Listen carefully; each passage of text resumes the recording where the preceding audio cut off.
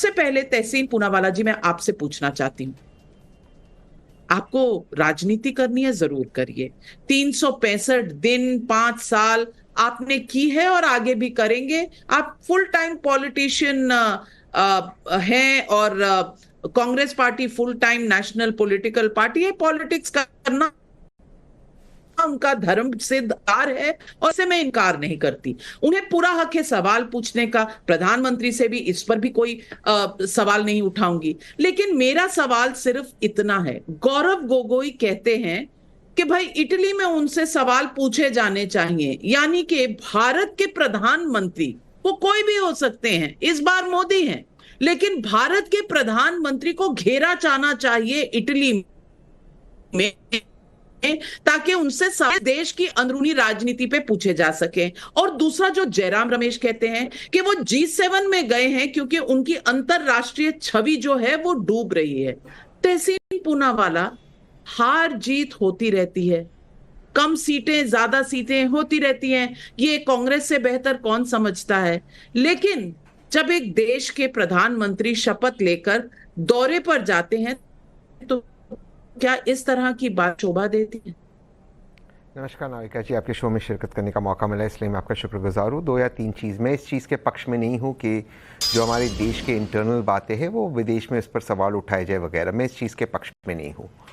लेकिन सवाल ये भी है, और मैंने कभी एक भी शो में ये नहीं देखा किसी भी चैनल के, कि माननीय प्रधानमंत्री से क्यों नहीं पूछा गया जब उन्होंने कहा कि विदेश जाकर के 60 साल का कूड़ा वे साफ कर रहे थे, उनसे क्यों नहीं पूछा जाता है कि जब उन्होंने ये स्टेटमेंट दिया जिस पर मुझ पर आपत्ति है कि उनके प्रधानमंत्री बनने से पहले लोग को गर्व नहीं था भारतीय होने का, उनसे ये सवाल क्यों नहीं पूछा जाता है? जब विदेश जाते वे पॉलिटिकल स्टेटमेंट्स देते, जब विदेश जाते वो ऑपोजिशन का मजाक उड़ाते, अमेरिका में उड़ाए, यूके में उड़ाए, कनाडा में उड़ाए, उनसे ये सवाल क्यों नहीं पूछा जाता है? वो करे तो चमत्कार, कोई और करे तो गुनहगार। मैं गौरव गोगोई और जयराम रमेश का साथ नहीं दे रहा हूं, मैं मानता हूं we should write about it, BJP से आप एक्सपेक्ट कर ही नहीं सकते। ये एक्सपेक्टेशन बीजेपी से करना है, आप हमारी गलती कि हम बीजेपी से एक्सपेक्ट करें कि उस लेवल पे राइज हो जाए। लेकिन जब बार बार इस तरह से प्रेजेंट किया जाता कि प्रधानमंत्री जी जो है वो सिर्फ भारत की छवि को आगे ले जा रहे हो विपक्ष ने, तब मुझे इस बात पे ऑब्जेक्शन होता है। प्रधानमंत्री से सवाल क्यों नहीं पूछे जाते, उन्होंने क्या क्या स्टेटमेंट दिया विदेश जाकर, वो क्यों ऑपोजिशन पे अटैक करते? अगर ऑपोजिशन भारत में प्रधानमंत्री पे अटैक करना गलत है विदेश जाने की उनकी नीति पर, तो प्रधानमंत्री विदेश जाकर ऑपोजिशन पे अटैक करते, वो कैसे सही होगा? उसका कौन जवाब देगा?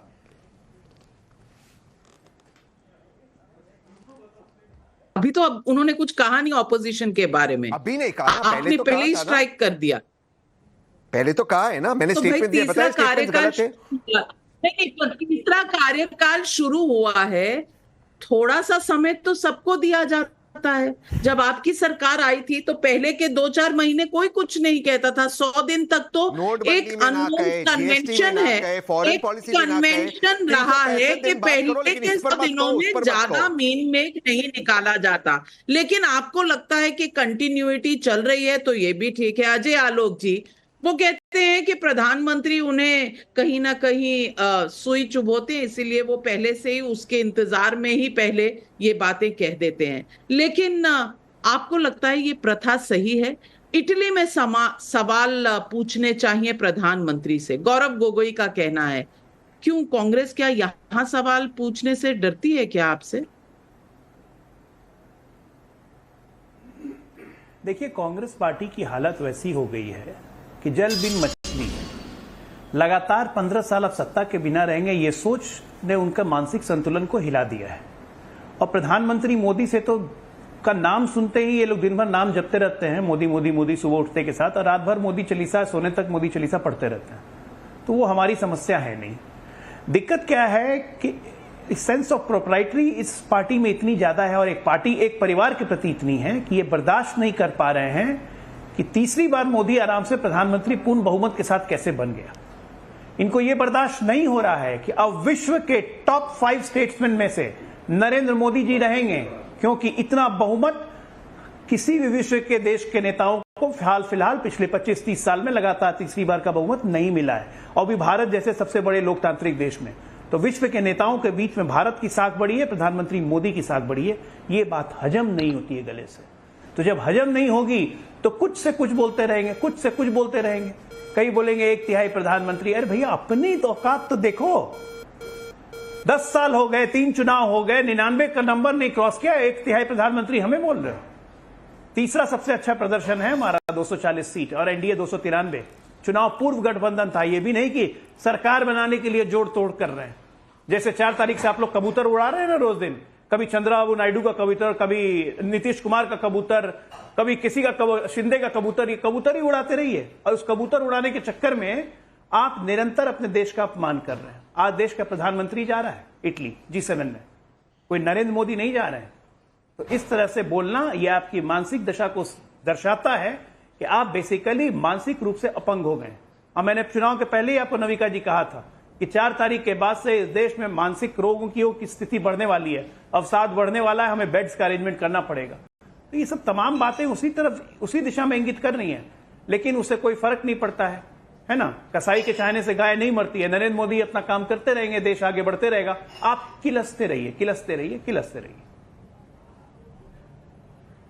अब्बास हैदर, मैं आपसे पूछना चाहती हूँ, इस देश में कोई भी अगर बाहर जाता है प्रधानमंत्री के रूप में, तो वो देश का प्रधानमंत्री होता है या एक पार्टी का प्रधानमंत्री होता है? एक समय था जब मैंने पहले बताया आपको कि नरसिम्हा राव ने वाजपेयी जी को भेजा था यूएन और कहा था कि देश में चाहे वो पक्ष या प्रतिपक्ष जो भी हो, उनका फॉरेन पॉलिसी पर एक साझा पोजीशन रहता है, क्योंकि दुनिया के लिए हम सब एक हैं, हमारे बीच में कोई भी दीवार नहीं है। हम आपस में जितना झगड़ा करें, हम एक परिवार से आते हैं, हम आपस में झगड़ सकते हैं, सवाल पूछ सकते हैं, हम एक दूसरे की त्रुटियां बता सकते हैं, कमियां बता सकते हैं, लेकिन जब हम बाहर के लोगों से मिलते हैं तो हमारा एक ही सुर, एक ही ताल होता है, हम सब साथ होते हैं। ये एक पुराने संस्कार हैं। क्या अब राजनीति में इन संस्कारों के बारे में बात करना क्या अटपटा सा लग रहा है, और क्या ये सारे पुराने संस्कार आज के राजनीतिक दलों ने छोड़ दिए हैं? नविका जी, निश्चित रूप से देखिए, ये जो राजनीतिक सुचिताएं थी ये कहाँ चली गई, और इसको ये जो स्तर गिर रहा है हमारे देश की राजनीति का, उसका कौन जिम्मेदार है? ये बड़ा महत्वपूर्ण सवाल है। और आपने जो जिक्र किया, जब नरसिम्हा राव जी की सरकार में अटल जी रिप्रेजेंट करने गए थे हमारे देश को, क्या भारतीय जनता पार्टी के 10 वर्ष की सरकार में एक भी ऐसा गुडविल डेलीगेशन किसी देश में गया हो जिसमें किसी विपक्ष के नेता को रिप्रेजेंट करने के लिए भेजा गया हो? क्योंकि मुझे लगता है बहुत बड़ा भारतीय जनता पार्टी में, विशेषकर प्रधानमंत्री नरेंद्र मोदी जी में ट्रस्ट डेफिसिट है। निश्चित रूप से हमारा इनकी चाहे विदेश नीति हो, चाहे तमाम तरह की आर्थिक नीतियां हो, उनसे हमारे इनके विरोध हैं। लेकिन जब हम अंतरराष्ट्रीय मंच पे जाएंगे तो हम अपनी सरकार के साथ खड़े होते हैं, हम अपनी सरकार की बात करते हैं, भले ही हम विपक्ष में बैठे हो। लेकिन नाविका जी, हमें दुख होता है एक नागरिक के नाते इस देश के, कि जब हमारे प्रधानमंत्री जी हमारे देश के नागरिकों का सर से शर्म नीचा करते हैं, जब वो ऐसे शब्दों का उपयोग करते हैं मंचों से, मुजरा, 50 करोड़ की गर्लफ्रेंड, जर्सी गाय, क्या इससे हमारे देश का स्तर नहीं गिरता? इससे हमारा अपमान नहीं होता? हमारे देश का अपमान नहीं होता? लेकिन नाविका जी, आज मुझे लगता है कि हम इस विषय पे बात करते कि जो G7 समिट हो रही है, इसमें हमारे देश की आर्थिक नीतियों को क्या फायदा पहुंच सकता है, हमारे देश की विदेश नीति, रक्षा नीति को क्या फायदा पहुंच सकता है। लेकिन हम इस बारे में चर्चा कर रहे हैं कि प्रधानमंत्री नरेंद्र मोदी जी पे किसने क्या टिप्पणी करी। देखिए, टिप्पणी देश से आ रही है, लेकिन कोई विदेश में अगर खड़ा होता है तो कभी वो देश के प्रधानमंत्री के खिलाफ नहीं बोल सकता। दूसरी बात नाविका जी, अगर आप देखें अभी जो G7 की जो समिट चल रही है, चाइना क्या उसका सदस्य नहीं है? आज लद्दाख में स्टैंड ऑफ है चाइना इंडिया के बीच में, हमारी भूमि को इलीगली ऑक्यूपाई किया हुआ है चाइना। क्या इस विषयों में हमारे देश के प्रधानमंत्री बात नहीं करेंगे? अगर देश की आर्थिक नीति की बात करें तो RCEP से हम निकल आए, क्या हम एशिया की सबसे बड़ी अर्थव्यवस्था बन के नहीं उभर सकते थे? ये हमारे देश की अर्थनीति को नुकसान नहीं पहुंचाए? ऐसे बहुत सारे महत्वपूर्ण सवाल हैं। मैं इस पे नहीं जा रहा हूं कि बर्नी सैंडर्स क्या कहते हैं या मैक्रोन क्या कहते हैं या एंजेलिना मर्केल क्या कहती हैं, क्योंकि उन लोगों ने भी सवाल खड़े किए हैं हमारे देश के ऊपर। हमारे देश में जिस प्रकार से जो एक तरीके से समाज को बांटने का माहौल बनाया गया है, मैं उस पर नहीं जाता हूं। मैं इसकी भी बात नहीं करूंगा कि UN commission on religious freedom क्या कहता है हमारे देश के बारे में, मोदी जी की सरकार के बारे में, क्योंकि यही तो इंटरनेशनल ऑर्गेनाइजेशंस है, यही तो विदेशी वो देश हैं जो हमें जज करेंगे। हम खुद तो अपने आप को जज नहीं कर सकते। तो नाविका जी, हमें यह देखना होगा कि वास्तविकता से हम आज कहां खड़े हुए हैं और हमारे देश की राजनीति का स्तर कहां गिरता चला जा रहा है, और इसका सबसे ज्यादा जिम्मेदार कौन है? क्योंकि 10 वर्ष अब्बास हैदर, शायद आपको पता नहीं हम कहां खड़े हुए हैं। हम 11वीं देश की इकोनॉमी थे, अर्थव्यवस्था थे, आज हम 5वें नंबर पर खड़े हैं। पर शायद आपको नहीं पता चलता है, शायद आप ये भी भूल जाते हैं कि कोविड के बाद किस तरह से गिरती हुई जीडीपी ग्रोथ थी हमारे आसपास के देशों में, चाहे वो एशिया में हो चाहे वो यूरोप में हो। शायद आपको ये पता नहीं है क्योंकि आपने पढ़ना ठीक नहीं समझा होगा, लेकिन भारत सबसे तेज बढ़ने वाला एक देश है। लेकिन आप अटके हुए हैं। जो मैं नहीं कह रही कि मुजरा शब्द अच्छा था, मंगलसूत्र, पर ये चुनाव के दौरान कहा गया है और चुनाव खत्म हो चुके हैं। और चुनाव के दौरान बहुत से लोगों ने बहुत कुछ कहा। आपको प्रधानमंत्री की बातें याद रहती हैं, अपनी आप भूल जाते हैं। लेकिन मैं सुहेल सेठ से पूछूंगी, सुहेल सेठ 1/3 प्रधानमंत्री, इटली में इनको घेरना चाहिए, इनसे पूछना चाहिए कि कोई मुस्लिम मंत्री है क्यों नहीं उनकी कैबिनेट में। क्या ये विपक्ष की कोशिश नहीं है कि कहीं ना कहीं जस्टिफाई करें?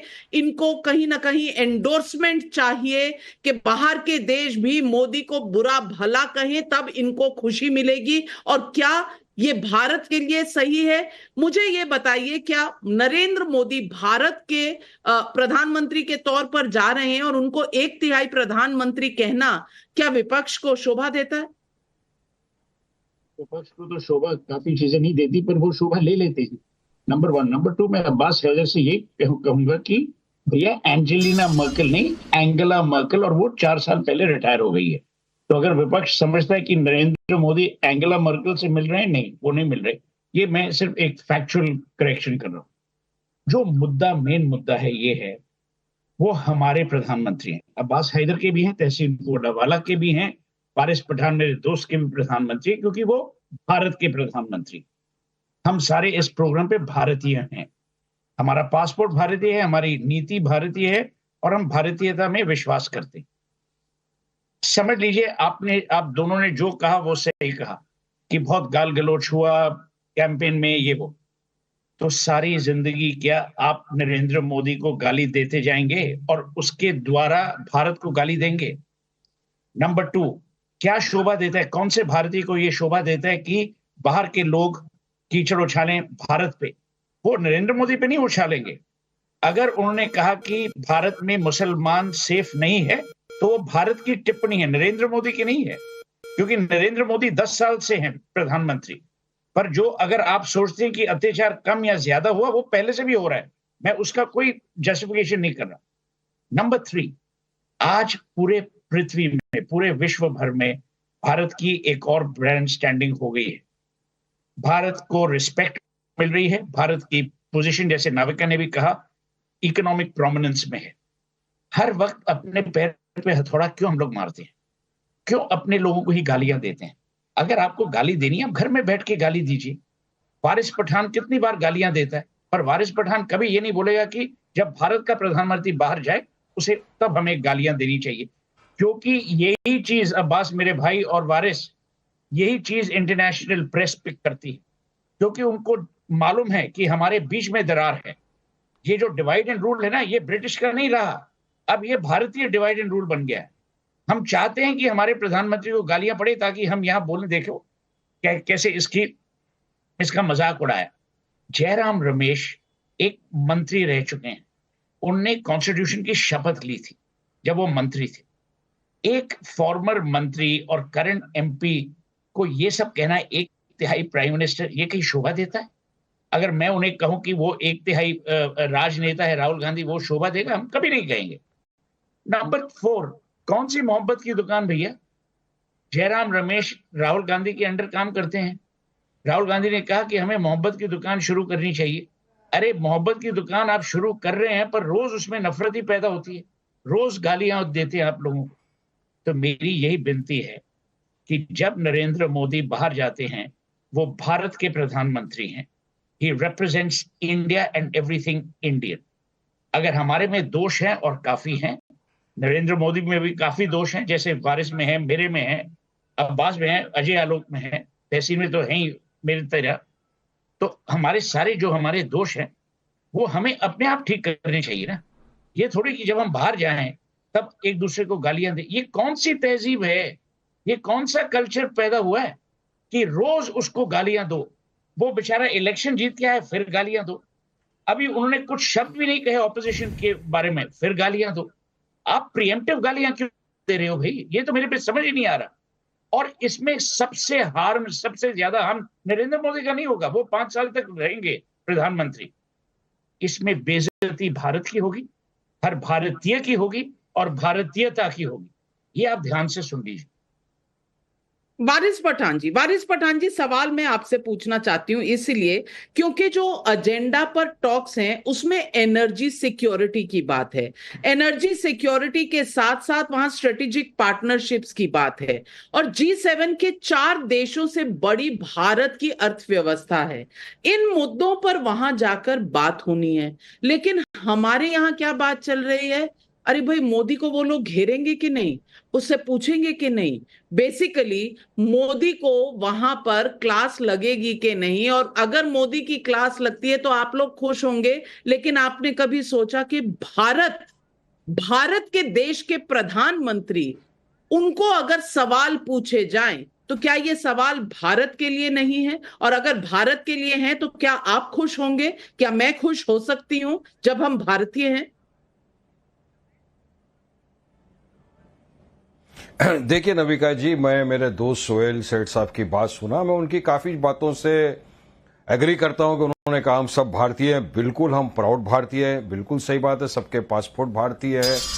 और एक चीज़ ये भी है कि देश के प्रधानमंत्री है, हमारे आपके सबके प्रधानमंत्री है, मगर हम डेमोक्रेसी में रहते हैं सोहेल भाई। डेमोक्रेसी के अंदर अगर मुझे लगता है कि मेरा प्रधानमंत्री कुछ बोल रहा है तो मुझे अधिकार दिया है संविधान में कि मैं उनको सवाल कर सकता हूं, मैं उनकी नीतियों पर सवाल उठा सकता हूं। और बात सबसे इंपॉर्टेंट ये नविका जी कि जहां पर भारत देश की बात आ गई तो मैं समझता हूं कि जितने भी पैनलिस्ट या हर भारतीय पूरे भारत के साथ मरते दम तक खड़ा रहेगा। भारत की इज्जत को कोई भी आंच नहीं आने देगा, ये मुझे पूरा यकीन है मेरे भारतीय भाई बहनों पर और मेरे भारत निवासियों पर। मगर यहां सवाल ये कि प्रधानमंत्री अब गए हैं G7 के इसमें, तो बहुत सारे सवाल उठेंगे, बहुत सारी बातें। वैसे प्रधानमंत्री जब बाहर जाते हैं अगर अरब देश में भी तो वहां पे बिल्कुल अरब लोग को गला लगा देते हैं, हबीबी करके मिल लेते हैं। मगर वही मुसलमान अगर भारत के अंदर तकलीफ में होता है, प्रधानमंत्री खामोश रहते हैं। चुनाव के बाद से आप देख लीजिए, यूपी की बात बता रहा हूं, 2 इमामों का कत्ल कर दिया गया, प्रधानमंत्री की तरफ से कोई ट्वीट भी नहीं आया, कुछ नहीं। वहां तो यूपी में तो अभी भी तो सरकार है ना इनकी।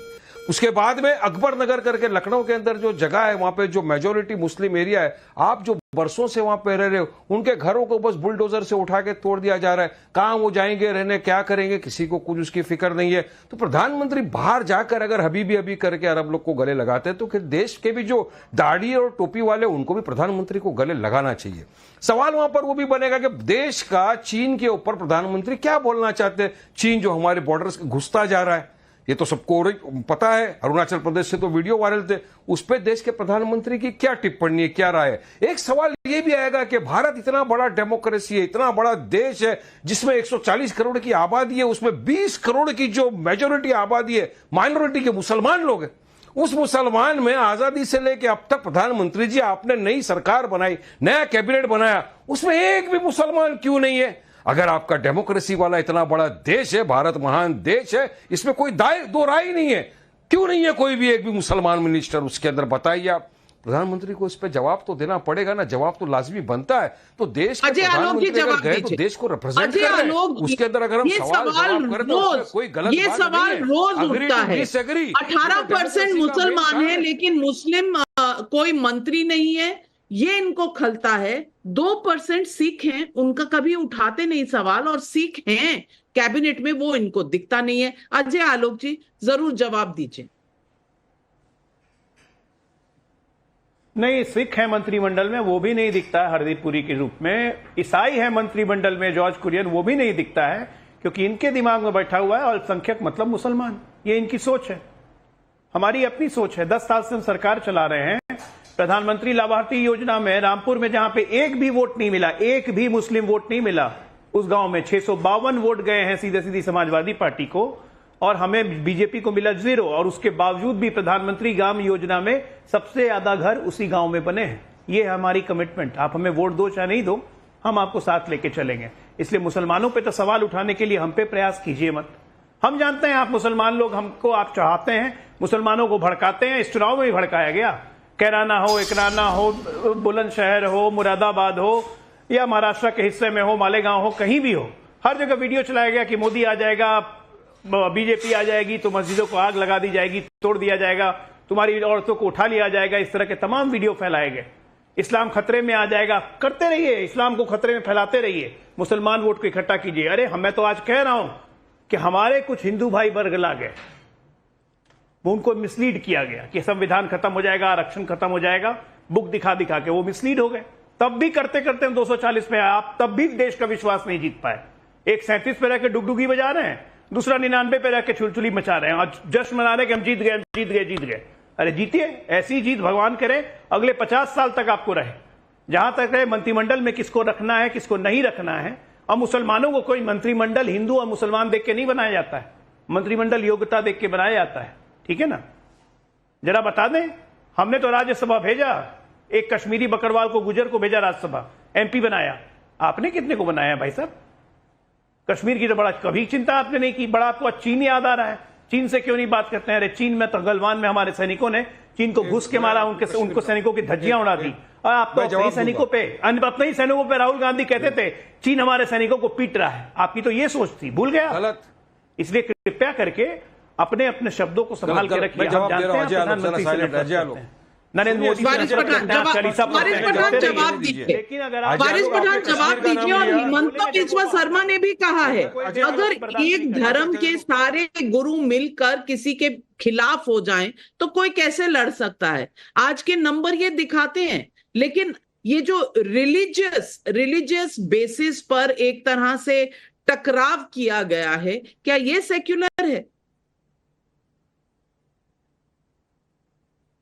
देखिए, अभी अजय आलोक ने कश्मीर का जिक्र किया। मैं आपको बताना चाहूंगा, अजय आलोक साहब, जब प्रधानमंत्री मोदी ने क्या कहा था आर्टिकल 370 का टाइम, अमित शाह ने क्या कहा था कि अब से यहां से आतंकवादी घटनाएं सब खत्म हो जाएगी, फिर भी हुआ। लेकिन यकीन मानिए पूरे देश के हर मुसलमान या हर नागरिक ने उसकी खंडन किया है। हमने खुद ने कहा, हमारा ट्वीट भी देख सकते हो, स्टेटमेंट भी देख सकते हो, कि जो जम्मू कश्मीर के अंदर बस के ऊपर आतंक हमला हुआ जिसमें 10 बेकसूर बेगुनाहों की जानें चले गई, हमने उसकी निंदा की, खंडन किया। और हमने सरकार से सवाल किया है कि जो भी उसके अंदर दोषी है उसको कानूनी कड़ी से कड़ी सजा मिले। और हम वो लोग हैं हमेशा से टेररिज्म और टेररिस्ट एक्टिविटीज का खंडन करते थे, करते हैं, करते रहेंगे। वायलेंस का भी हम कंडेम करते। तो आप ये नहीं बोल सकते कि कश्मीर के ऊपर वारिस पठान क्यों साइलेंट है। चलिए, मोदी जी वहां गए ना G7 में, मोदी जी को सवाल करना चाहिए कि भारत का स्टैंड फिलिस्तीन के ऊपर क्या है। क्योंकि आप लोग तो स्टैंड विद इसराइल खड़े हो जाते हो, मेडल लेके मोदी जी के जितने आदमी हैं रस्तों के ऊपर मोर्चा निकाल रहे, stand with Israel, stand with Israel, जबकि इसराइल से कोई लेना देना नहीं है। लेकिन हमारा तो फिलिस्तीन से लेना देना है। भारत के प्रधानमंत्री गए तो उनको स्टेटमेंट देना चाहिए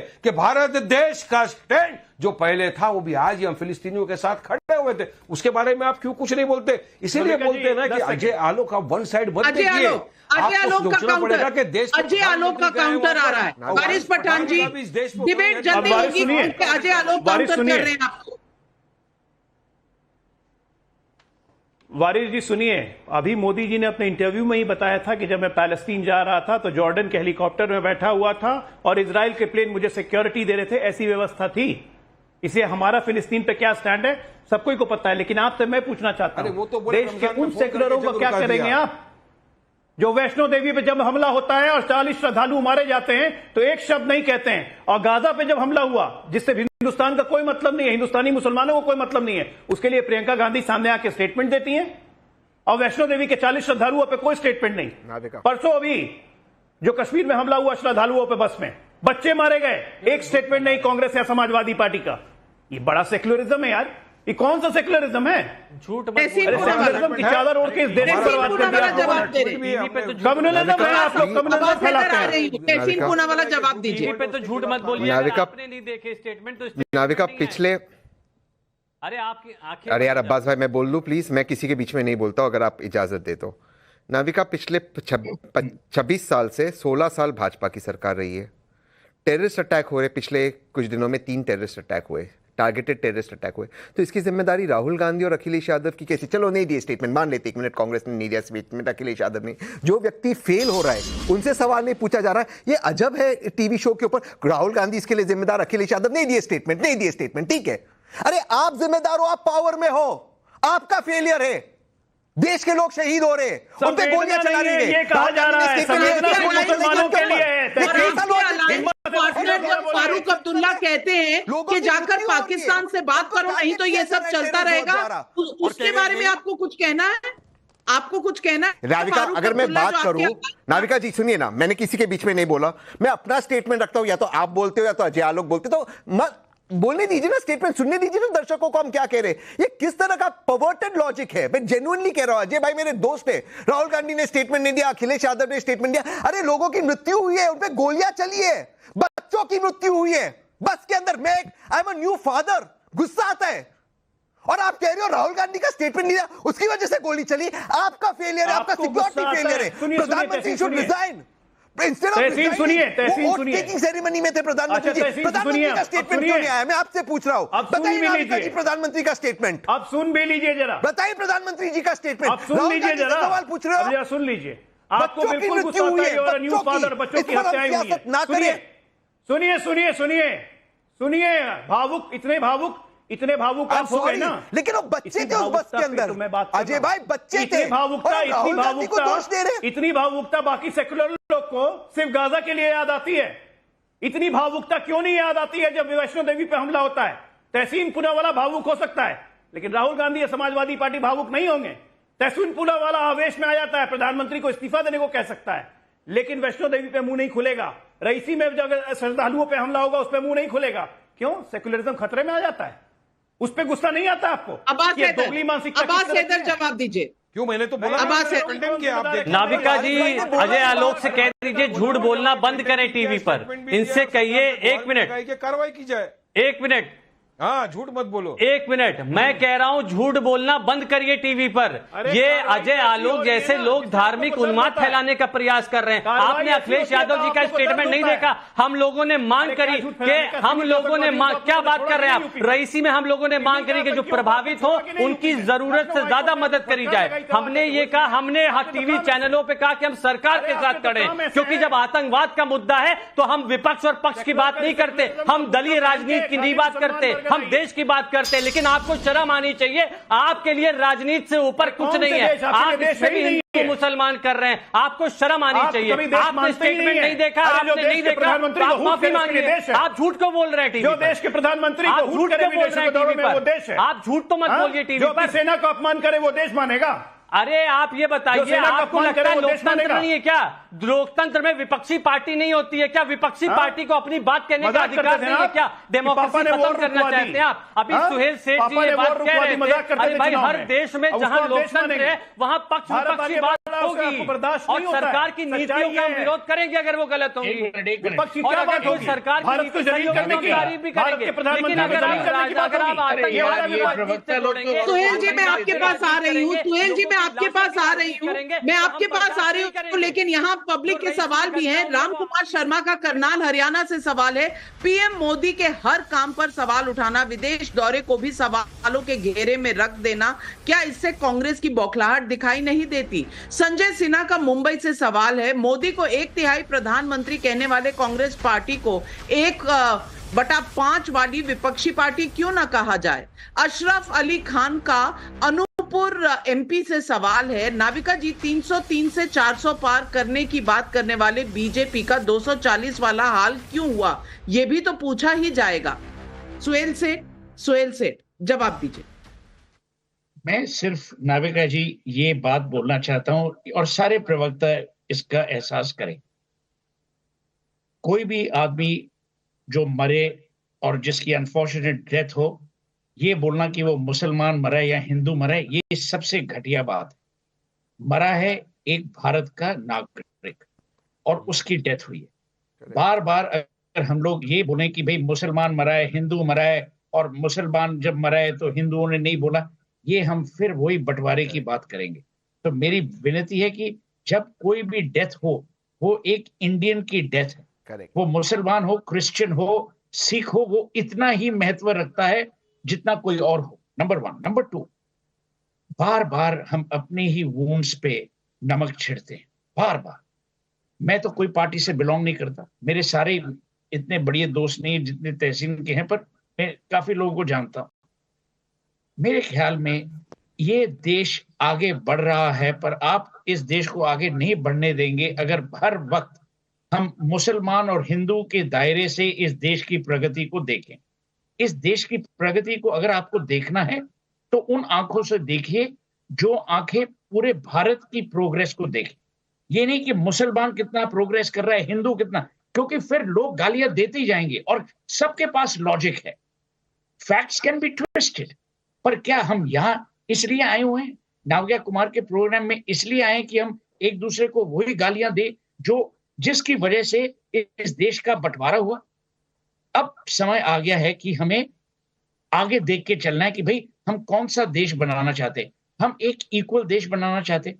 अब मैं अगर बोल दूं कि मोदी के अंडर वो ट्रिपल तलाक अबॉलिश हुआ तो लोग बोलेंगे पर ये डेथ्स हुई। और मैं एक चीज सहमत हूं अब्बास हैदर और तहसीन पूनावाला से, फैलाना चाहती है तो क्या करेंगे? कोई भी डेथ अगर हो, एक minute Ajay, I didn't interrupt you, relax. कोई भी डेथ नहीं चाहती है देश में और सुकून रहे, कोई, यार एक मिनट यार, ये देखिए प्रवक्ता लोग कॉमन मैन को तो बोलने नहीं देते भाई। ये तो एक और नई बात चल गई है टीवी डिबेट्स पे। मैं सिर्फ एक बात बोलूंगा, मैं तो आपके साथ खड़ा हूं सोहेल भाई इस बात पे। बोलने दीजिए ना। अरे एक मिनट यार, मेरे को बोलने तो दो, मैं तो एक के साथ नहीं खड़ा रहता, आप मेरे साथ क्या खड़े रहोगे? वारिस पठान जी, उनकी बात समाप्त। वारिस पठान जी, कह रहे हैं उसमें गलत क्या है कि हम साथ क्यों नहीं करते, खड़े होते? हम हर चीज पर हिंदू मुसलमान क्यों करते हैं? क्यों करते हैं? वारिस पठान जी जवाब दीजिए। अरे हम तो साथ खड़े रहने को तैयार है, बीजेपी नहीं चाहती है। मैं तो यही बोल रहा हूं, मुझे सोहेल सेठ ने जो कहा, मेरे दोस्त ने, मैं उसकी बात से सहमत करता हूं कि ऐसा होना चाहिए शांति, मगर बीजेपी नहीं चाहती ना। बीजेपी नफरत फैलाती है। 10 साल जब से बीजेपी आई है, देश में नफरत का लेवल क्या बढ़ गया है? देखिए कहां से का लेवल बढ़ गया है। मुसलमानों के खिलाफ लोगों ने तो कहां से? अजय आलोक जी, वारिस पठान जी ने आज तक कभी हिंदू मुसलमान नहीं किया, उनसे ज्यादा सेक्युलर कोई हो ही नहीं सकता। जवाब दीजिए अजय आलोक जी। जिसकी पार्टी में ही मुसलमीन का नाम हो, उसने आज तक हिंदू मुसलमान कभी किया नहीं है। जिसकी जो पहला घूंट पीता है मुसलमान के नाम का, रात में सोता है मुसलमान करके, उसने हिंदू मुसलमान कभी किया ही नहीं।